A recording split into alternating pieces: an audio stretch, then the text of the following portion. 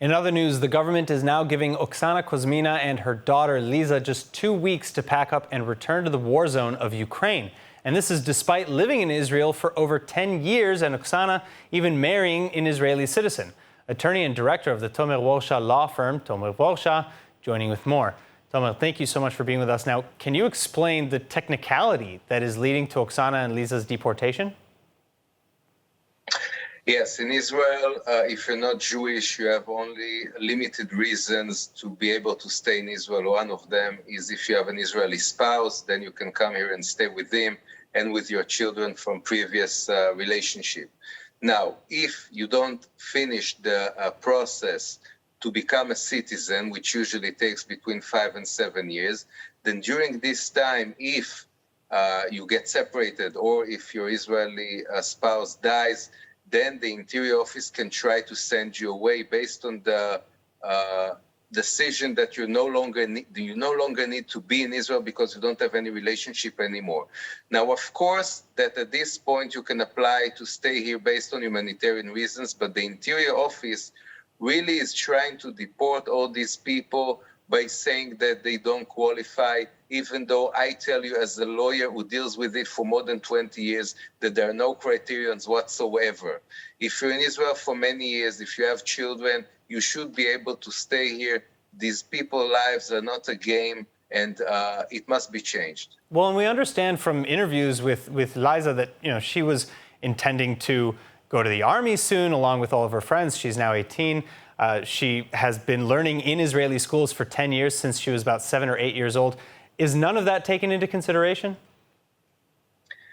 Of course it should be. Once you're in Israel at this procedure, you become a temporary resident. So you qualify for all the benefits that residents have, but you don't get citizenship yet. And of course you cannot serve in the army. And even though it looks like you live a regular life in Israel, basically it's not.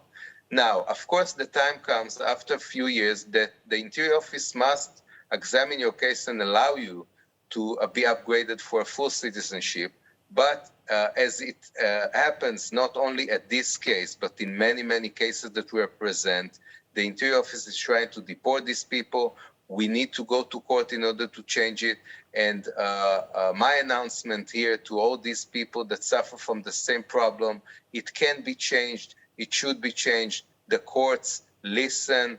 And a person like Liza that is here for 10 years, studying in Israel, have ambitions to serve in Israel and contribute, we must allow her to stay.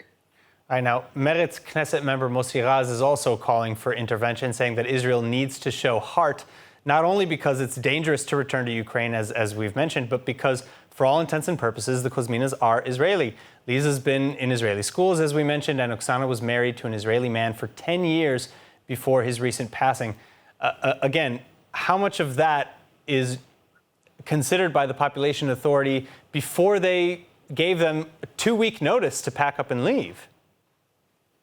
So first of all, they cannot leave because they are Ukrainian citizens and they cannot be deported. So this is it just goes to show you that people at the other side, they don't read, they don't really invest a lot of effort, a lot of sympathy to this situation. Otherwise, they would have written that they cannot be sent at this point because of the war. But of course, their ambition, this family's ambition, is not only not to be deported, but also to become citizens. Now, all the Interior Office keeps saying is that a prolonged stay in Israel is not enough reason to be here and to continue to be here, but they overlook the general circumstances, having children here, studying here, being part of the Israeli society, and the fact that you cannot keep on staying so many years, a decade, under this temporary residency. So it's not about not following any criterions. Right. There are no criterions, and it's about time that the Minister of Interior will understand that these cases should be treated differently. Sure. And why only 2 weeks? Because even if it was a legitimate deportation, That is hardly enough time to pack up 10 years worth of your life. And also, what is the process of appeals? How would you rate their chances of getting an appeal? I think that if it's handled by a professional lawyer who knows the immigration field, then it's a case that can be defended very easily. Because first of all, as I said, there are no deportations to Ukraine at this point.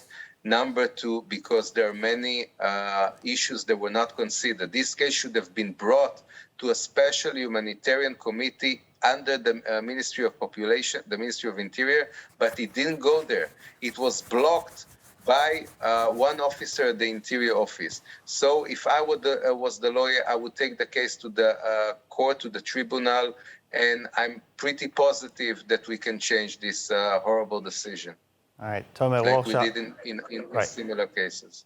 All right, Tomer Warsha, thank you so much again for joining us. Thank you very much. Hi everyone, it's Emmanuel Kadosh. I wanted to invite you all to subscribe to ILTV Plus, where you can find our daily news and updates about Israel. And not only that, but live feeds, entertainment, our kosher food show, and so much more.